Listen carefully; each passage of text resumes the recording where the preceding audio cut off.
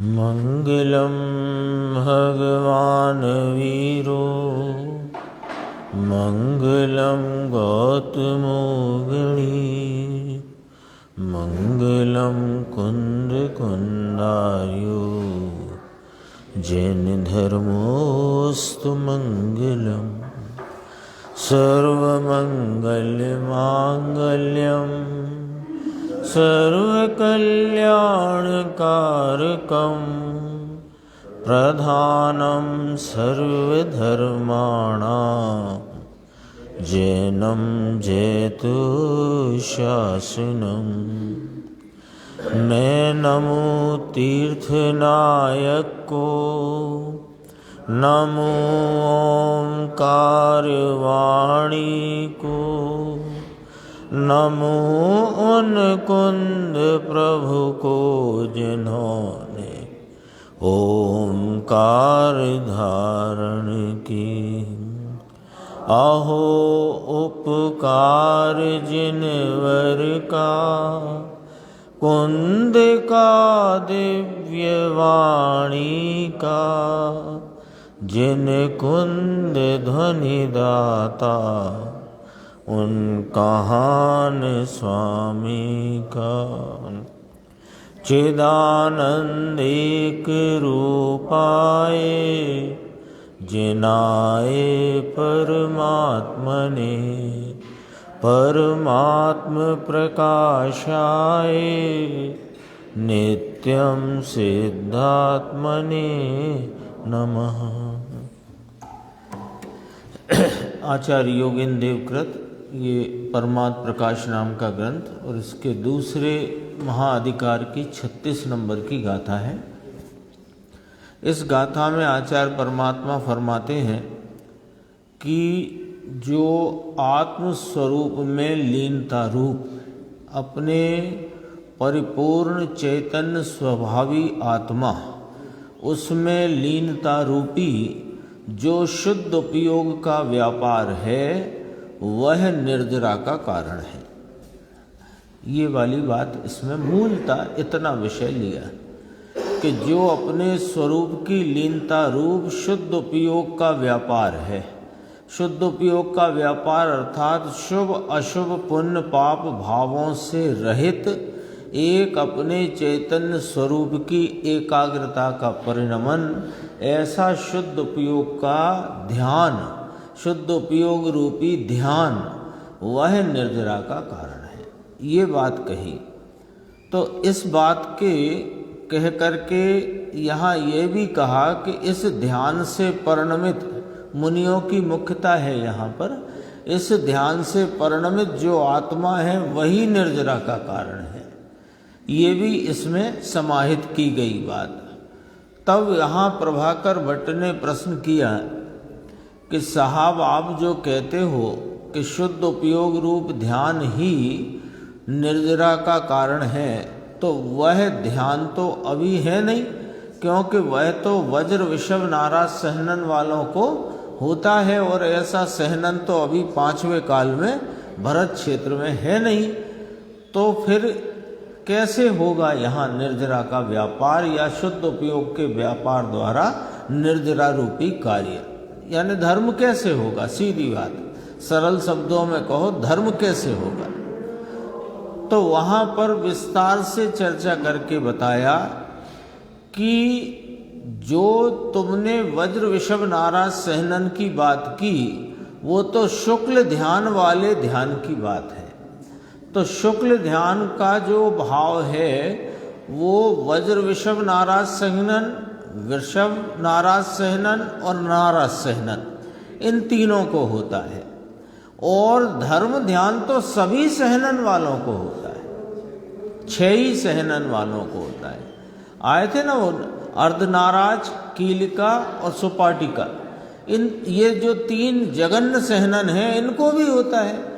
यानी धर्म ध्यान सर्व जीवों को होने की मुख्यता से यहाँ पर बात की गई है ना। मनुष्य की मुख्यता लेना इसमें, क्योंकि मुनिराज की बात चलती है ना। मुनिपना तो सिर्फ मनुष्य पर्याय में है और मुनिराज की अपेक्षा जो शुद्ध उपयोग है, तो मुनिराज के शुद्ध उपयोग के भी 2 प्रकार हो गए।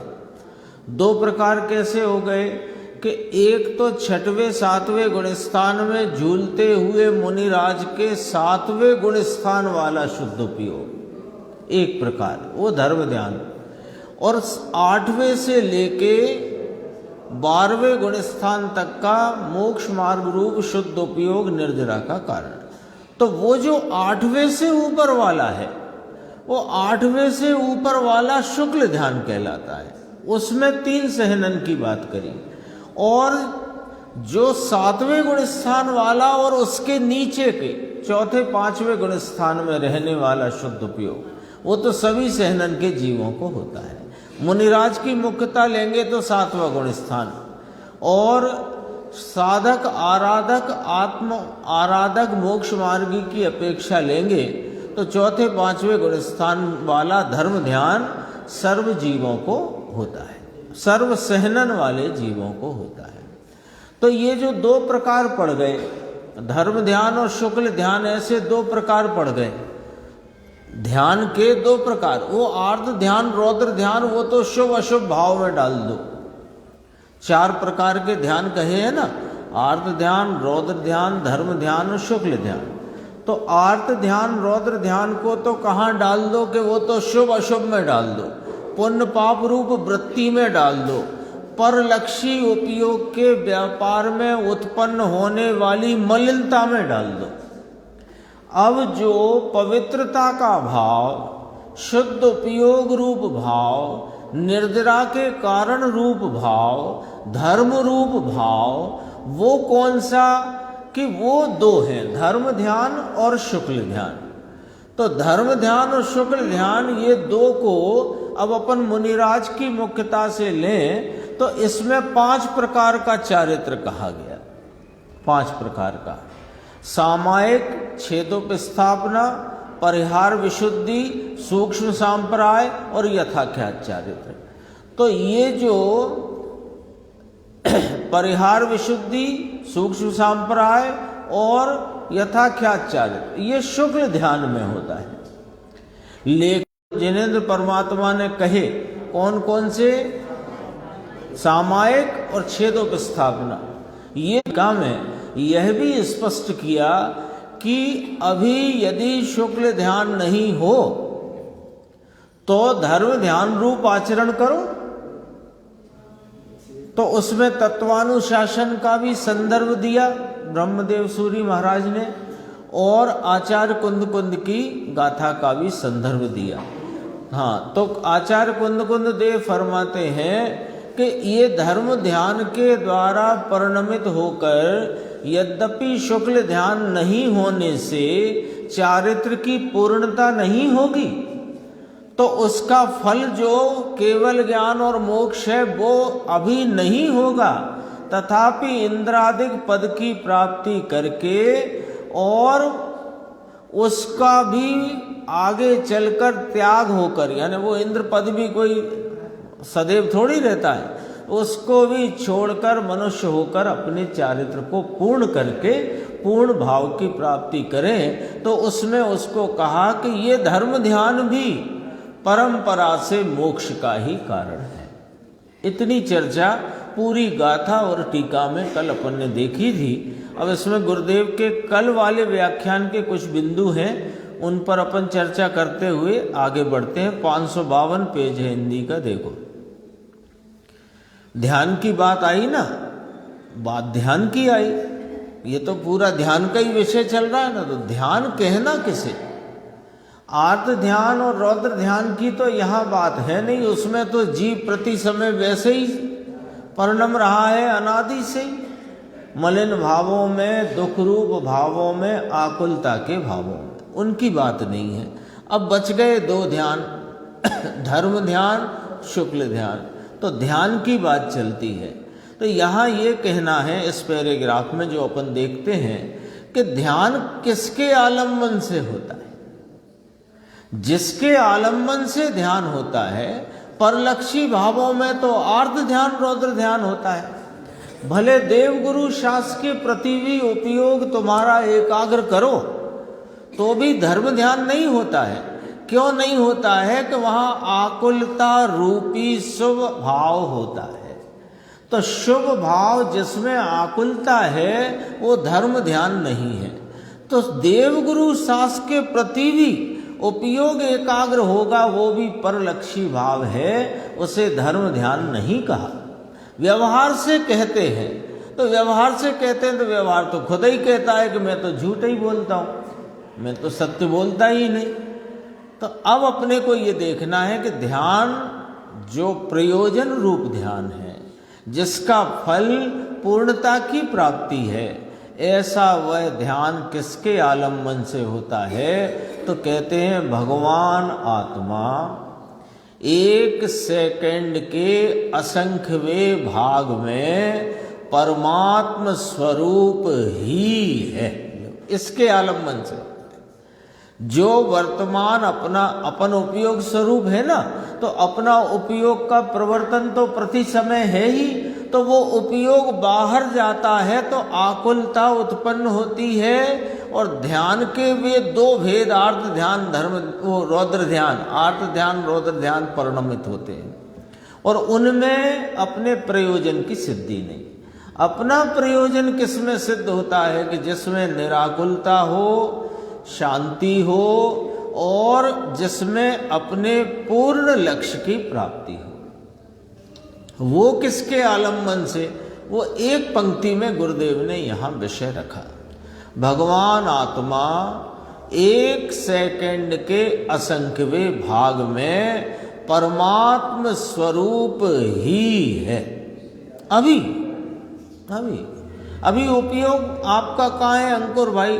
ये स्वाध्याय का जो विषय है, इसे सुनने में अपना उपयोग लगा है। इसे सुनने में जब उपयोग लगा है, तब भी उस समय भी यह भगवान आत्मा अपनी परिपूर्णता से, परमात्म स्वरूपता से विद्यमान है। उसको जो उपयोग लक्ष्य में ले वो धर्म ध्यान। और ये उपयोग यानी विषय तो मौजूद है, लेकिन हमारा लक्ष्य वहां नहीं। लक्ष्य बाहर है तो धर्म ध्यान नहीं, और लक्ष्य इस विषय पर है तो धर्म ध्यान है। अर्थात के वीत राग मूर्ति है, अर्थात के परमेश्वर स्वरूप ही है। परमेश्वर होगा वाली बात नहीं चल रही है। परम ईश्वर, परम उत्कृष्टता ईश्वर, वह अपना स्वरूप है, वह मेरा स्वरूप है। कब? प्रत्येक समय। ऊपर कैसे मालूम पड़ा प्रत्येक समय? ऊपर लिखा है एक सेकंड के असंख्यवें भाग में, यानी जो अनादि अनंत इस काल प्रवाह के इस प्रवाह में प्रति समय एक एक समय होकर के यह जीव अनादि से अब तक है कि नहीं? अब तक, वर्तमान तक। तो वो वर्तमान तक जो है वो एक एक समय में प्रवर्तित है कि नहीं? तो वह जो कोई प्रवर्तित है उसमें जो बदलता भाव है वो नहीं, जो भाव कभी बदला ही नहीं, वो परमात्म स्वरूप प्रत्येक समय में हाजरा हुजूर तरीके विद्यमान है। उसका वर्णन है कि वो परम ईश्वर है, परम उत्कृष्टता स्वरूप है, वह मेरा स्वरूप है। उसकी, उस स्वरूप की, ये तो विषय रखा सामने, मैं कौन हूँ, मैं कौन हूँ, ये अभी निर्धारित कराते हैं, नक्की कराते हैं। मैं कौन हूँ कि परमेश्वर स्वरूप हूँ, परम उत्कृष्टता स्वरूप हूँ। उसकी अंतर में जिसे स्वयं सन्मुख होकर दृष्टि हुई। अब इसकी दृष्टि अब तक नहीं हुई अनादि से।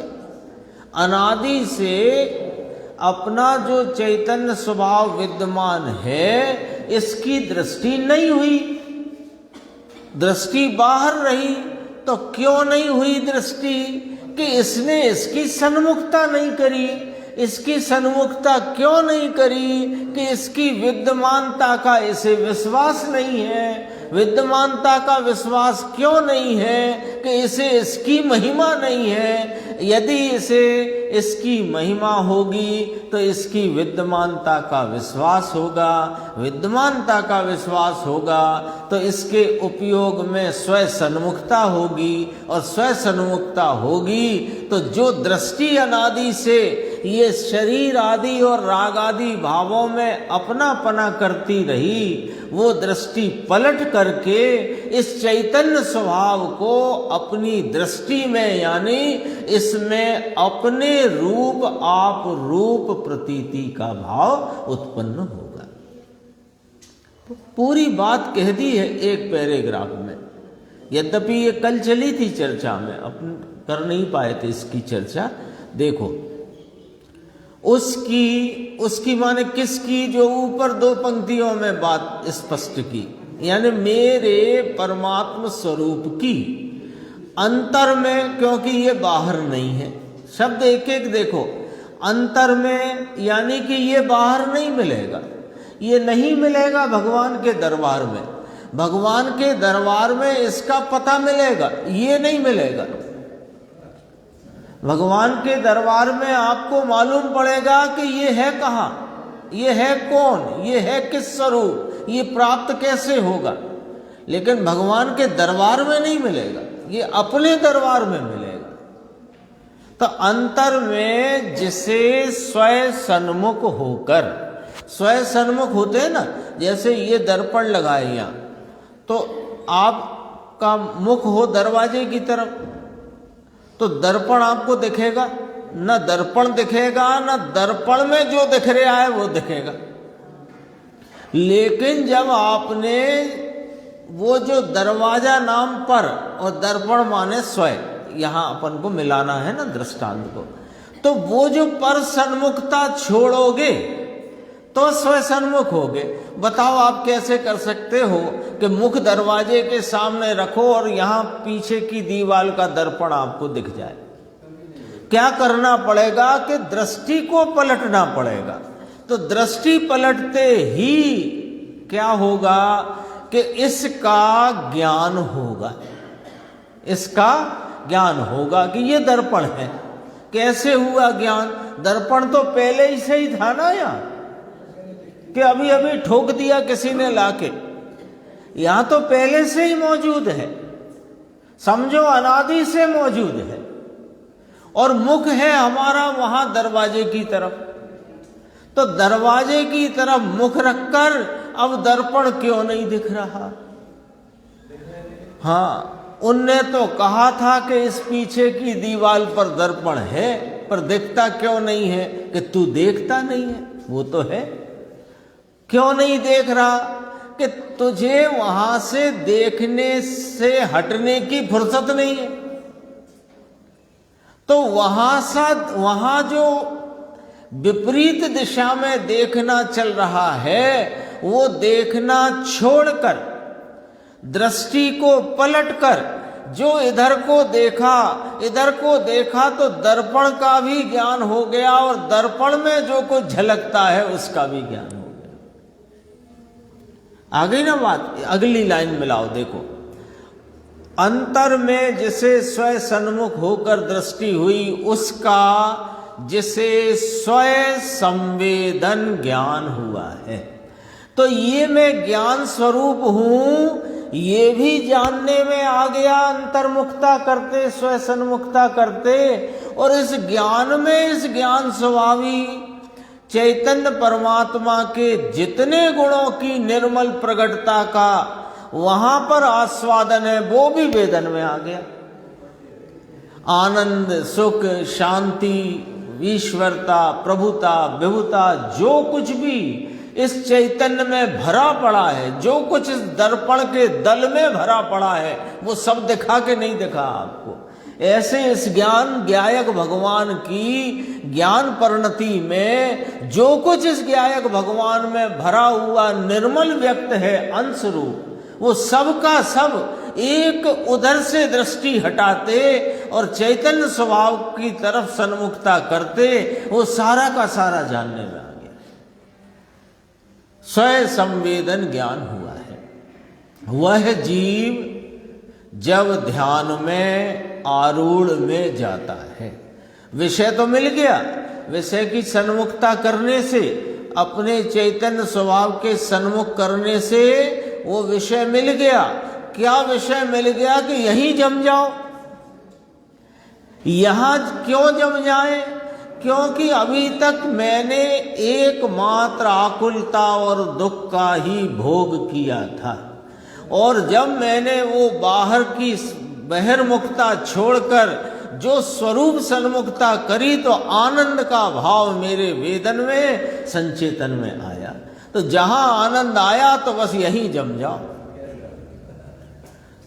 तो वह फिर आरूढ़ हो जाता है। तब उसे क्या प्रकट होता है? समभाव, साम्यता का भाव, मोह क्षोभ से रहित आत्मा का निज परिणाम वह साम्य है। साम्य है वह चारित्र है, चारित्र है सो वही धर्म है। आ गया ना, मिल गया मामला। समभाव, साम्य।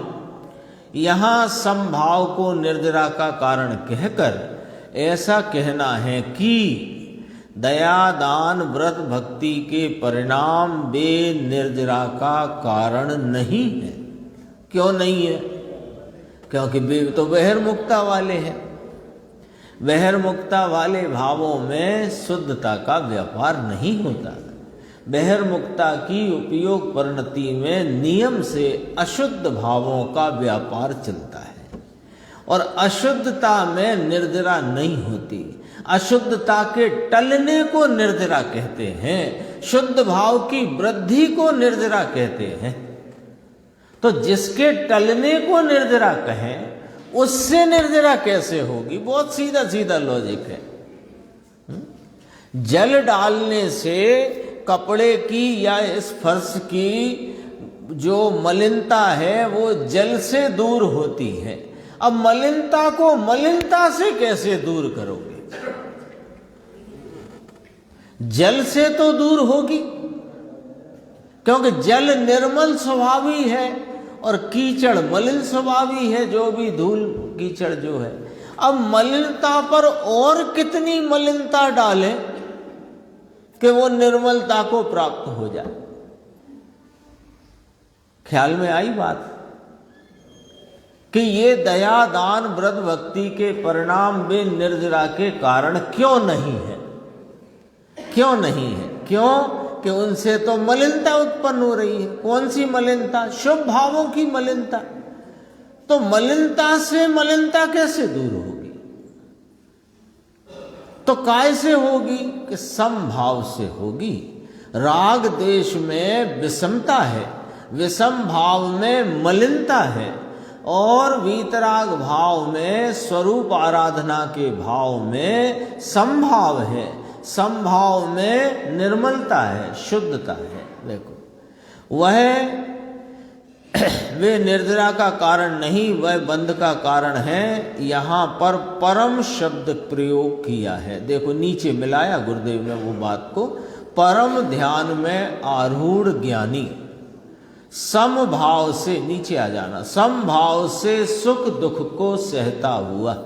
अब ये सहता हुआ को और समझ लें अपन। सहता हुआ शब्द है ना, ले साहब सहन करना पड़ता है हमें।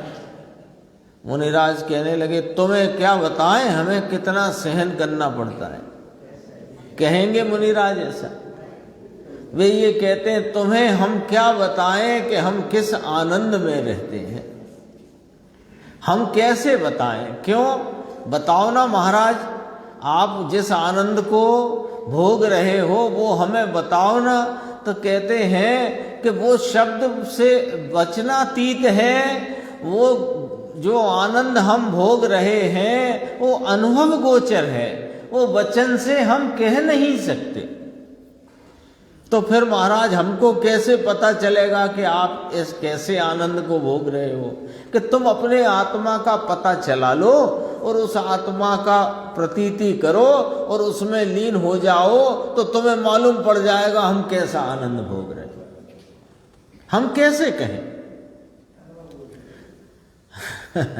लेकिन ये सुख दुख को सहता हुआ ये शब्द डाला, उसका अर्थ समझना है।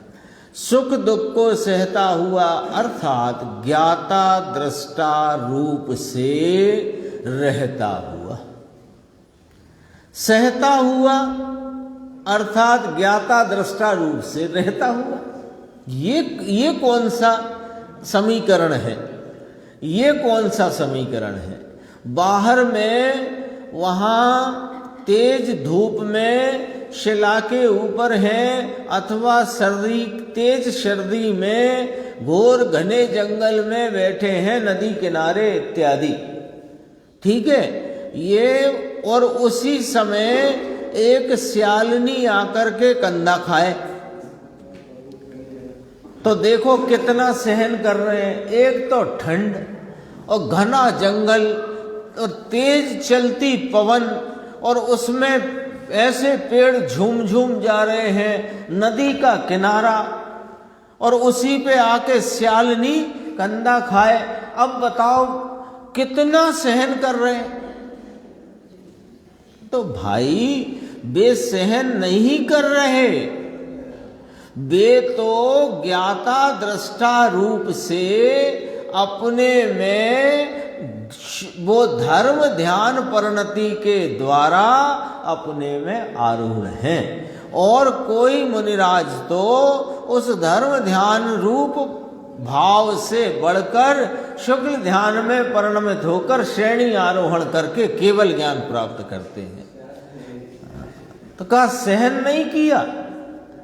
कि सहन करने का काम ही नहीं। सहन तो तब करो, देखो अभी आप यहां हाथ रखो और मैं इस हाथ के ऊपर 50 किलो का बांट रखूं, फिर आप ये मेरी उंगली और मेरे ऊपर 50 किलो का बांट, ऐसा जब ज्ञान बरतेगा तब सहन करोगे। ये मेरी उंगलियां और 50 किलो का बांट मेरे ऊपर, ये जो ज्ञान में आप विषय बनाओगे तो सहन करोगे। लेकिन यहां तो वो जो ठंडी ठंडी पवन, घना जंगल, झूमते हुए वृक्ष, नदी का किनारा और यहाँ सियालनी द्वारा किया गया उपसर्ग, मैंने दोनों एक साथ ले लिए, परिचय भी और उपसर्ग भी, दोनों बातें ले ली साथ के साथ। तो ये सब होने पर भी ज्ञान कहाँ काम कर रहा है अंकुर? वो झूमते वृक्षों पर, नदी में बहते शीतल जल पर, कि अपने आत्मा के आनंद पर। तो आत्मा के आनंद को वेदते हैं कि उस दुख को सहते हैं। अरे ये तो बाहर वालों की अपेक्षा भाषा कहने में आती है कि सहन करते हैं, सहन नहीं करते हैं। वे अपने ज्ञाता दृष्टा स्वभाव में मग्न रहते हैं।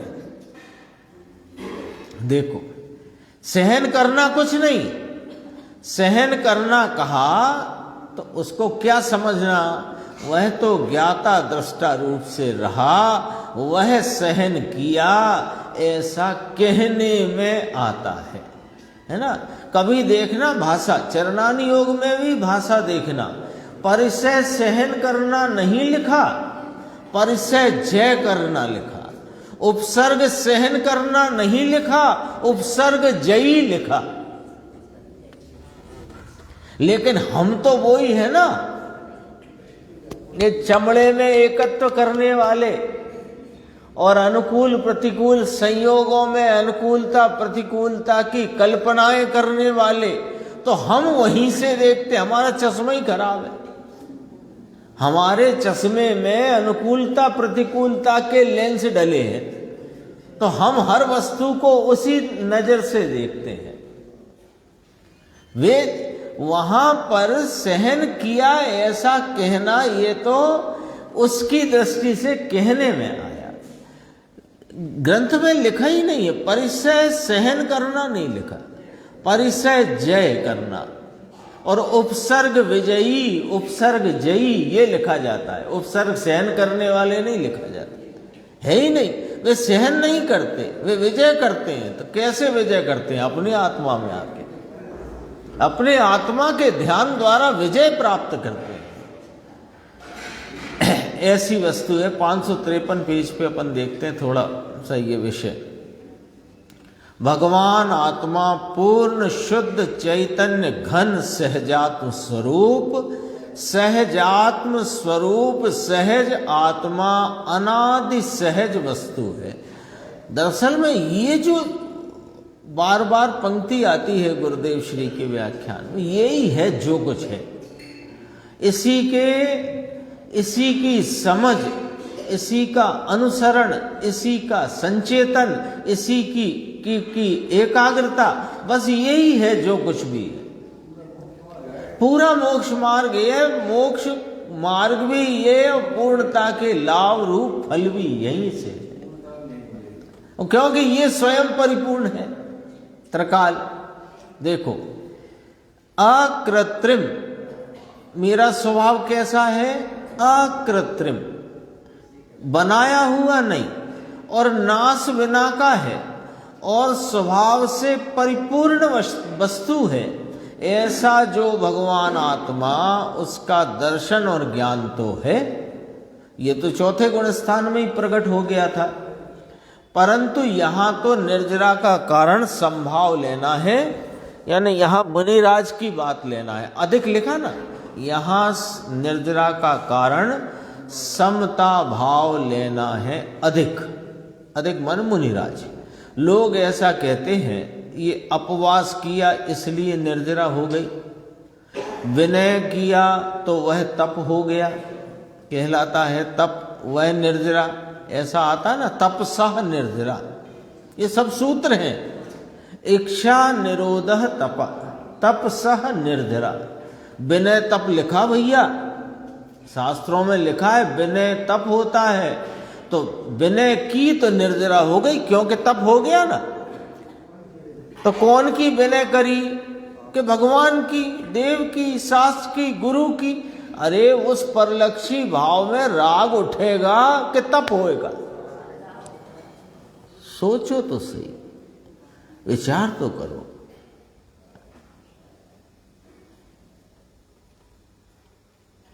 ऐसा आता है या नहीं? 12 प्रकार के कहे ना, प्राश्चित, विनय, वैया, व्रत आदि। अब ये सब परलक्षी भाव है। परलक्षी भाव में इतना तो अपन ये वाला न्याय तो समझ में सबके ही आ गया होगा कि परलक्षी भाव में राग उत्पन्न होता है कि वीतरागता। नियम है ना ये तो राग उत्पन्न होता है। तो राग से जब संवर नहीं होता तो निर्जरा कहां से आई? राग की उत्पत्ति में संवर नहीं है तो निर्जरा कहां से आई? राग का निरोध होता है तो संवर होता है, तो राग से निर्जरा।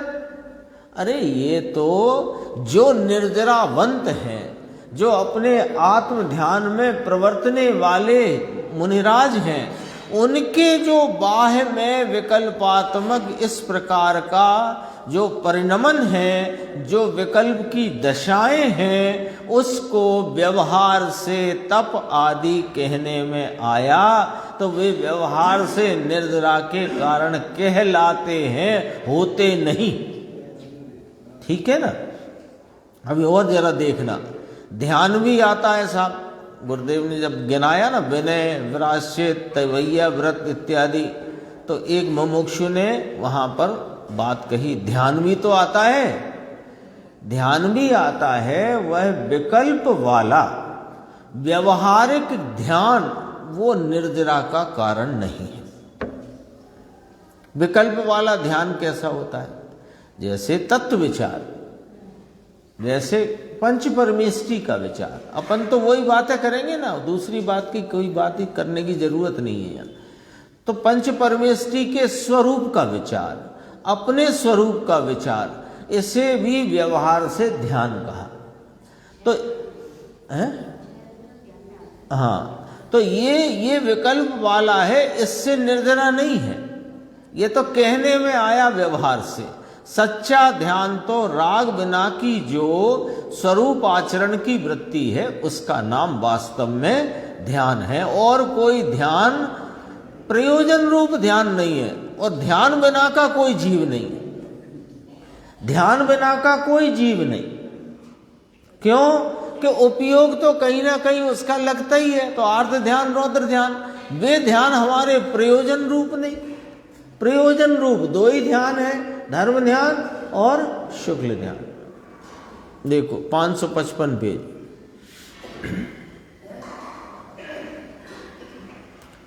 एक ये चर्चा भी देखते चलते हैं जिससे स्पष्टता हो जाएगी कि इस विषय में कुछ रह गई होगी किसी को। तो केवली को भी परिचय लिखे, आगम में आया है, केवली को भी परिचय होते हैं। केवली को तो पूर्णता प्रकट हो गई है, अनंत चतुष्टय प्रगटे हैं, अनंत बल प्रगटा है, उनको परिचय क्या? तो वो सुनो, परिचय वरिचय कुछ नहीं होते हैं केवली भगवान को। केवली भगवान को अनंत चतुष्टय प्रकट हुआ, अनंत ज्ञान, अनंत दर्शन, अनंत सुख, अनंत बल प्रकट हो गया है। तो परिचय वरिचय कुछ नहीं है, ये तो निमित्त के कथन है। उन्हें कैसा परिचय है ना, उन्हें कैसा परिचय हो सकता है? ये तो निमित्त का ज्ञान कराया, क्या कह करके कि वह तो पूर्ण भीतरा केवल ज्ञान आनंद स्वरूप भाव में निजानंद रस लीन है। आता ना, उसमें आता स्तुति में, सकल गे ज्ञायक तदपि निजानंद रस लीन। तो उनको क्या कि जिसमें अतीन्द्रिय आनंद की पूर्णता, अतीन्द्रिय आनंद की पूर्णता का जहां वेदन प्रकट हुआ है, उसे परिचय क्या, उसे क्षुधा क्या, उसे तृषा क्या? 11 कहे हैं परिचय। अरे वह तो उदय का निमित्त है, इतना भाव है, उतना बतलाने को कहा है। सुनो, 4 घातिया कर्म तो उनके निमित्त में नहीं है। निमित्त की सही समझना, केवली के तो जब वो संसार अवस्था थी तब भी कोई कर्म नहीं थे, हमारे भी कोई कर्म वरम नहीं है, हमने कोई कर्म बांधे नहीं है, हमारे साथ कोई कर्म नहीं है, हमारे साथ माने हमारी सत्ता में कोई कर्म नहीं है। एक क्षेत्र अवगाह से हमारे ही मलिन परिणामों के निमित्त से उपार्जित कर्म यहाँ आकर ठहर गए हैं। बस अभी वर्तमान तक की बात करी, भविष्य की करेंगे तो यही कर्म जब उदय में आते हैं, अन्य नाना प्रकार के निमित्त अपनी योग्यता से संयोग में आते हैं। ये जीव अपने को भूलकर फिर उनका लक्ष्य करता है, ये दुनिया की ये संसार का परिभ्रमण का नाटक है। अपने को तो क्या कहना है कि जब उनको घातिया कर्म का क्षय हो गया है निमित्त में, ये ध्यान, निमित्त में, और निमित्त में अभी अघातिया कर्म का उदय बाकी है, तो उस उदय को गिनाने के लिए, बताने के लिए इतना वहां पर ऐसे ऐसे परिचय केवली को हैं, इतना कहा गया है। उन्हें क्या परिचय होगा? देवी परम औदारिक और परिणति में अनंत ज्ञान, अनंत दर्शन, अनंत सुख, अनंत वीर्य बल की बल प्रकट हो गया है। क्या होगा? है ही नहीं कुछ भी। देखो, उन्हें क्षुधा क्या, तृषा क्या, जो श्वेतांबर में चलती है ना, केवली को रोग होता है, केवली को आहार होता है, पता नहीं अनेक प्रकार की विभिन्न विभिन्न प्रकार की विपरीत मान्यताएं घुसी हैं, वो सब अपन समझ सकते हैं। उन्हें क्षुधा क्या, तृषा क्या? वह तो उदय का निमित्त है, इतना भाव है, उतना बतलाने को कहा है। अब देखो 557 पर ये बात भी समझ लो। अब फिर अपन ने जब कल टीका पढ़ी थी, आज भी उसको थोड़ा स्मरण में लिया अपने स्वाध्याय के प्रारंभ में, तब अपन ने देखा कि 3 प्रकार के सहनन को शुक्ल ध्यान और 6 ही प्रकार के सहनन को धर्म ध्यान है। ये बात आ गई थी। वज्र विषम नाराज संगनन, वृषभ नाराज और नाराज संगनन, इनको शुक्ल ध्यान है।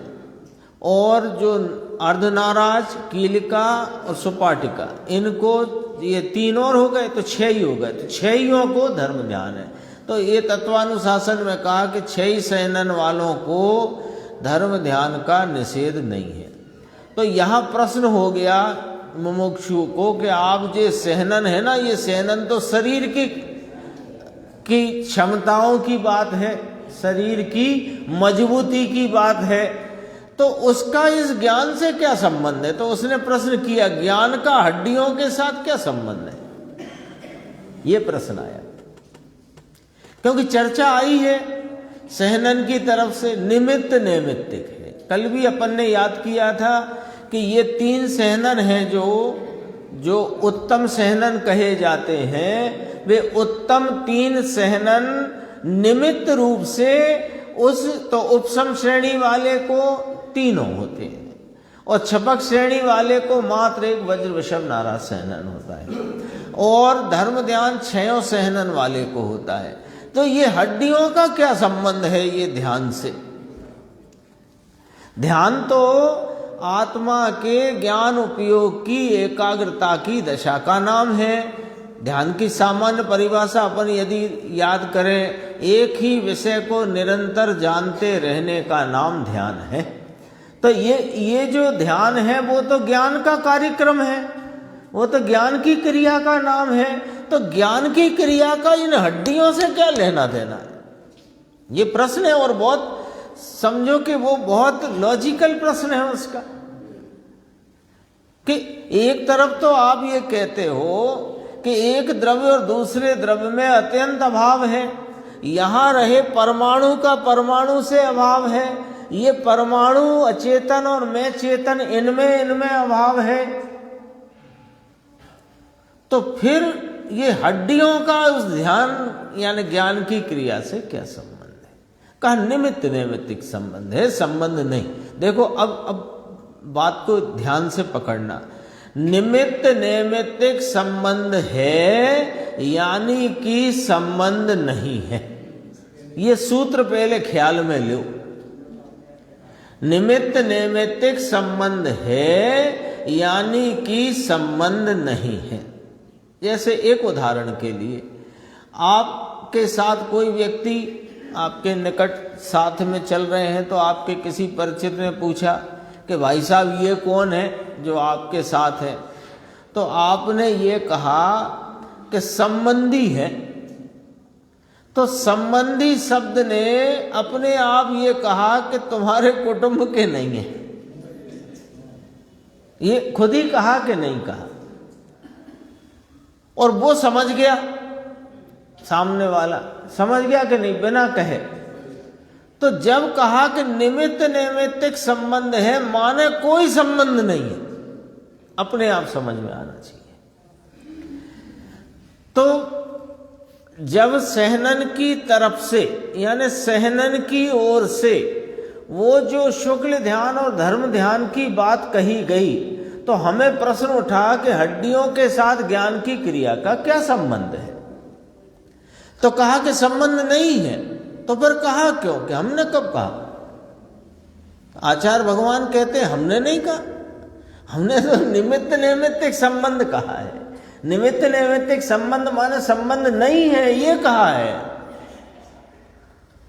तो उससे फिर निमित्त नैमित्तिक क्यों कहा? कि ये ज्ञान कराने को कहा कि जो जीव अपने ज्ञान की एकाग्रता की उग्रता में ऐसे परिणमित होते हैं कि वे श्रेणी आरोहण करते हुए 10वें गुण स्थान के उपरांत 11वें का उल्लंघन करके 12वें गुण स्थान में पहुंचकर केवल ज्ञान की प्राप्ति करते हैं। ऐसे जीवों के जब इस प्रकार के ज्ञान की एकाग्रता की उग्रता रूपी शुक्ल ध्यान होता है, तो उनके निमित्त में वज्र विषम नाराज सहनन का शरीर संयोग में होता है। बस हमें तो ये वाली बात बताना थी, हमें ये थोड़ी बताना थी कि वज्र विषम नाराज सहनन से शुक्ल ध्यान होता है। और समझना भी मत ऐसा कभी भी। तो वृषभ नाराज सहनन वाले को क्यों नहीं होता? कि उसको ऐसा ही होता है। जो जीव श्रेणी आरोहण करता हुआ 10वें के बाद 11वें में जा पड़ता है और वहां से फिर नीचे आ जाता है, वो भी उसकी अपनी स्वतंत्र ज्ञान की ऐसी ही योग्यता उग्रता, फिर 11वें में पहुंच के लुढ़कता। तो ऐसे के कौन सा शरीर संयोग में होता है? तो कई वो जो अन्न दो सहनन है वो भी होता है, वज्र विषम वाले को भी होता है। ऐसा नहीं मालूम क्या पड़ जाता है? जब उपयोग नीचे को आ जाता है तो मालूम तो पड़ेगा ही, ध्यान टूट जाएगा। है शुरू में नहीं मालूम पड़ता, शुरू में नहीं। शुरू में मालूम करने का उसके पास टाइम ही नहीं होता है। टाइम मतलब वो उपयोग तो स्वरूप में एकाग्र है, वो तो एक चैतन्य आत्मा को विषय बना करके प्रवर्तित है। वहां ये कौन हिसाब लगाने जाएगा? है? नहीं, वो तो दरअसल में मुनिराज तो जो अभी भी मुनिराज है ना, जिनको ये 3 सहनन अभी नहीं है, वे भी उपयोग तो शुद्ध उपयोग ही लगा रहे हैं, लगाते हैं। आचार्य कुंद कुंद देव, योगेंद्र देव आदि जो कोई भी है, वे सब यही उपयोग लगाते हैं। पर टिकता नहीं है तो छठवें में आ जाते हैं, और टिक जाए तो श्रेणी आरोहण होता है। श्रेणी आरोहण आज करूंगा, अभी 14 को करूंगा, ऐसा थोड़ी होता है कि आज तो 12 है, 14 को मैं श्रेणी आरोहण करूंगा। वो तो हर पल श्रेणी आरोहण के लिए कार्यक्रम है। वो कार्यक्रम में बढ़ जाते हैं तो श्रेणी, और नहीं बढ़ते तो छठा गुण स्थान। ये है, वो श्रेणी आरोहण का कोई मुहूर्त निकाल करके नहीं होती है आरोहण। वो तो जब से मुनि पना परिणति में प्राप्त हुआ है, तब से प्रति समय उग्रता का ही प्रयत्न चालू है। अब लौट आते हैं छठवें में तो छठवें 7वें के झूलने वाले कहलाते हैं, और 7वें से लौटते नहीं तो श्रेणी आरोहण वाले कहलाते हैं। उसमें भी 2 बात, यदि 11वें तक में चले गए तो लौट आते हैं तो उपशम श्रेणी वाले कहलाते हैं, और नई 11वें का उल्लंघन करके आगे बढ़ जाते हैं तो छपक श्रेणी वाले कहलाते हैं। काम क्या किया? छपक श्रेणी, मैं छपक कर रहा हूं तुम उपशम करो, ऐसा। तो मैं कब करूंगा? अष्टमी को ठीक रहेगा, अष्टानिका में कर लूंगा। प्रति समय देखो संबंध नहीं। या तो कहते हैं कि ऐसा निमित्त होता है, वहां उपादान की योग्यता वहां उसके अपने कारण से होती है, सहनन के कारण से नहीं। भैया नोट कर लेना, ये तो निमित्त की वहां पर बात बताई गई है। तो मुमुक्षु ने कहा कि निमित्त निमित्त कहा ना भैया, इसका अर्थ ये कहा कि सहनन को निमित्त कहो। तो निमित्त कहो का अर्थ क्या निकल करके आता है? कि निमित्त वह है जो पर में कार्य नहीं करता। निमित्त से ही निमित्त की परिभाषा पूछो तो वो स्वयं ही कहने लग जाता है कि मैं कार्य की उत्पत्ति में कारण रूप नहीं, या मेरे द्वारा कार्य की उत्पत्ति नहीं। जब कार्य अपनी उपादान योग्यता से वहां होता है तो वहां अनुकूल होने का आरोप मुझ पर आ जाता है, इसलिए मुझे निमित्त कहा गया। निमित्त वहां पर में कार्य नहीं करता, वह ध्यान में स्वयं अपने पुरुषार्थ से हुआ है। भले 3 सहनन हो, परंतु जो ध्यान है, 3 सहनन उत्तम सहनन लिए ना यहाँ शुक्ल ध्यान की अपेक्षा, परंतु जो ध्यान है वहाँ वह तो स्वयं के कारण से सहनन की अपेक्षा ही जिसे नहीं है। 5 मिनट बचे हैं, ये अपेक्षा नहीं है वाला प्रकरण सीधा लेते हैं अपन, फिर कल जो कुछ रह जाएगा कल पूरा करेंगे। स्वयं के कारण से सहनन की अपेक्षा ही जिसे नहीं, ऐसी बात होए 3 सहनन में।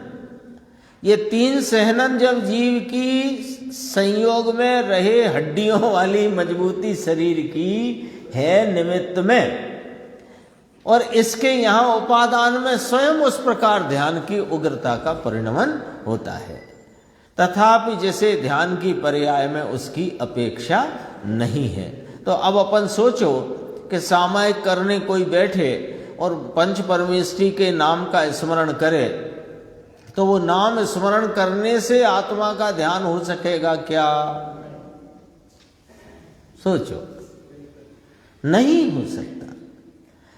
पंच परमेष्टि के नाम स्मरण में आपका उपयोग अन्य विषयों से हटकर पंच परमेष्टि के स्वरूप तरफ होता है, लेकिन उस पर्याय से आत्मा के ध्यान रूपी पर्याय प्रकट नहीं होती। वो बात अपन यहाँ देखते हैं, ये बहुत महत्वपूर्ण विषय है।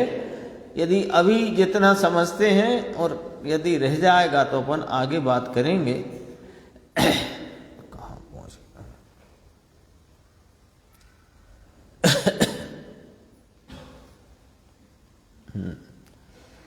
कल नहीं कहा था कि साधक साध्य है।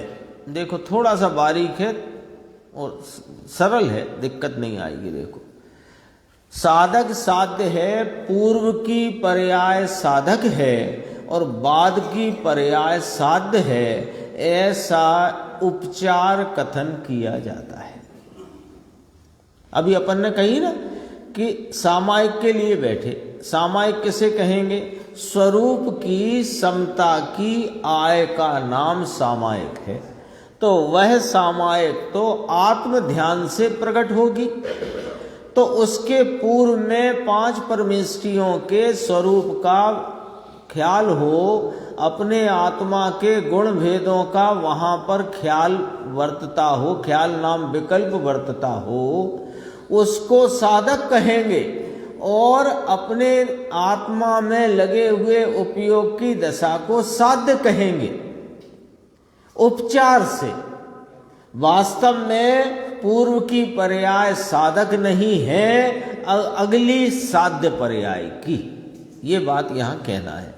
पूर्व की पर्याय साधक है और बाद की पर्याय साध्य है, ये उपचार कथन है। वह भी वह पर्याय थी और दूसरी नहीं थी, इस अपेक्षा से साधक कहा है। ये बात समझने की है। जो कहा ना, सामायिक में बैठते हैं तो क्या करते हैं कि पहले पंच परमेष्टियों का नाम स्मरण, स्वरूप स्मरण करते हैं और फिर उसके द्वारा सामायिक होती है। ऐसा क्यों लिखा फिर शास्त्र में, जबकि पंच परमेष्टियों का नाम स्मरण सामायिक है नहीं? क्यों कहा? कि इसलिए कहा कि जो अपने आत्म स्वरूप के ध्यान रूप सामायिक का भाव है, जो आनंद के वेदन सहित का समता की आय का भाव है, वह वास्तव में सामायिक है। तो उसके पहले कोई सिनेमा का विचार राजनीति का नरेंद्र मोदी अडवाणी जी का नहीं था, पंच परमेष्टि का ही था, उनके स्वरूप का था। उन्होंने जैसा स्वरूप मेरा गुण भेदों से बताया उसका था, इसलिए उसे साधक कहा और समता की आय वाले भाव को साध्य कहा। निमित्त नैमित्तिक विवक्षा से, उपचार विवक्षा से, यानी दूसरी पर्याय नहीं थी, इस अपेक्षा से साधक। बाकी बाद की पर्याय, बाद की माने जो पर्याय की बात अपन कर रहे हैं, उत्पन्न हुई पर्याय, पूर्व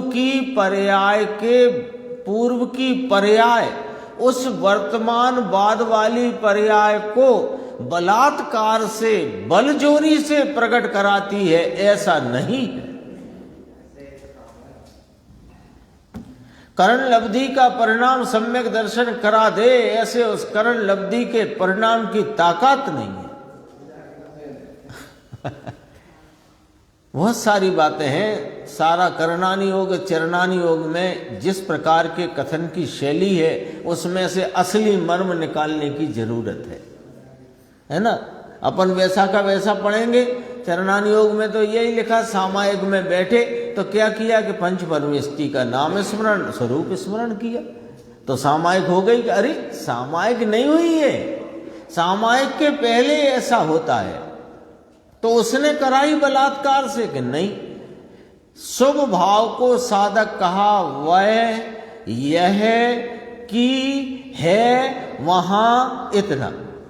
जब आत्मा के प्रति की आनंद रूपी शुद्ध भाव की पर्याय उत्पन्न होती है, उसके पहले अशुभ भाव नहीं होता, शुभ भाव होता है। ये बताने को शुभ भाव को साधक कहा और शुद्ध भाव को साध्य कहा है। गंभीर है ये बात, गंभीर है और एकदम मैथमेटिक्स वाली है, समझने की बात है, इसके सिद्धांतिक बात है। देखो, शुभ भाव को साधक का वह है यहाँ है वहां इतना, परंतु उसके कारण यहाँ निश्चय का साधक पना माने आत्म अनुभूति आत्म रमणता की पर्याय साधक पना प्रकट हुआ है, ऐसा नहीं है। यहाँ तो शुक्ल ध्यान की पर्याय जो प्रकट हुई है, उसके कारण केवल ज्ञान होता है अथवा उसके द्वारा अंत में मोक्ष होता है, ये जो कथन किया जाता है ये व्यवहार की बात है। व्यवहार माने अयथार्थ बात है। लो,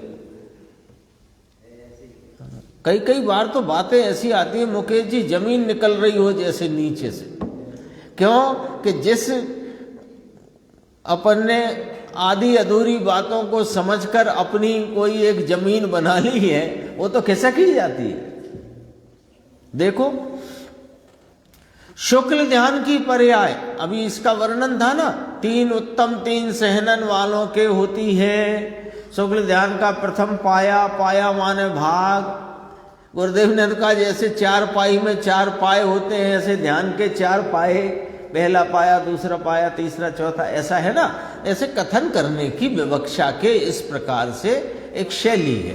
देखो, यहां क्या कहा कि शुक्ल ध्यान की पर्याय जो प्रकट हुई है, उसके कारण से केवल ज्ञान होता है।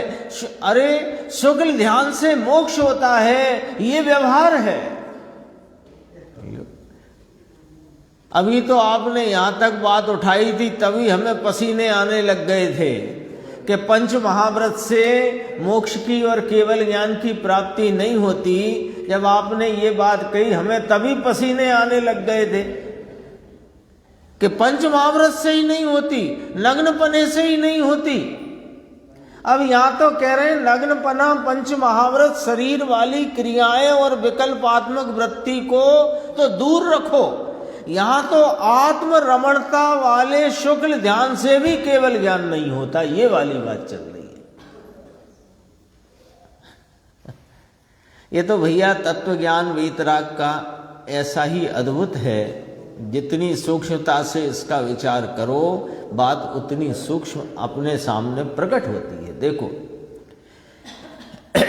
पूर्व की पर्याय बाद की पर्याय को बल जोरी से बलात्कार पने लाए ही लावे ही, ऐसा है ही नहीं। यानी शुक्ल ध्यान की पर्याय यों कहे कि देखो, मैंने ध्यान की उग्रता का ऐसा माहौल बना दिया है कि अब मैं जबरन केवल ज्ञान को लाके खड़ा कर दूंगी। गलत फहमी है। वो शुक्ल ध्यान भी भले वो एकाग्रता रूप एक ही विषय को जानते परिणम रहा है, पर परिणम रहा है तो एक एक समय करके उत्पाद व्यय होकर, और जो स्वयं नष्ट हो रहा हो वो अगली पर्याय को क्या उत्पन्न करेगा। देखो, उस समय की निर्मल पर्याय, यानी यहां अपन केवल ज्ञान को ही रखेंगे, उस समय की परिपूर्ण अनंत चतुष्टय की प्रकटता वाली निर्मल पर्याय स्वयं से स्वतंत्र षटकारक परिणमन होकर परिणम रही है, जिसे पूर्व की पर्याय की अपेक्षा नहीं। अब लिखना, कितनी नोट करना जरा चित्त में।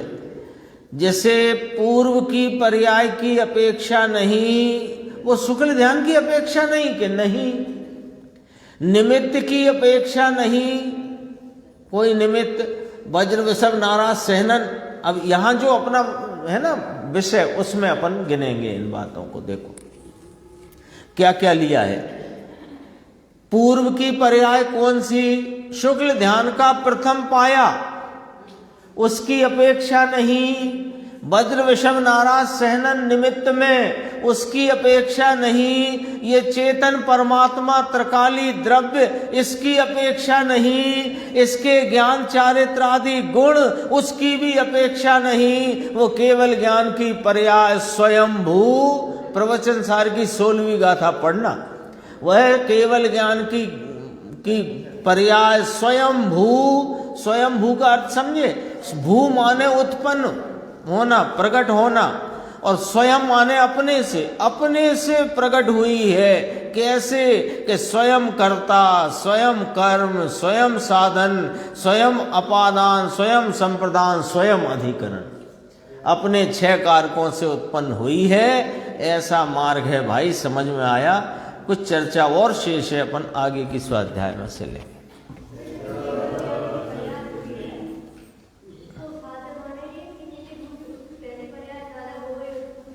साधक साध्य व्यवहार है, साधक साध्य व्यवहार की बात है। जो पूर्व में शुक्ल ध्यान का परिणाम है, उसे साधक कहना, ये व्यवहार है। और केवल ज्ञान की पर्याय को साध्य कहा, उस साधक का साध्य कहा, ये व्यवहार है। वो केवल ज्ञान तो अपने षटकारकों से स्वयं उत्पन्न हुआ है। पूर्व की पर्याय की अपेक्षा नहीं, निमित्त की अपेक्षा नहीं, अपने द्रव्य त्रिकाली की अपेक्षा नहीं, अपने गुण की अपेक्षा नहीं।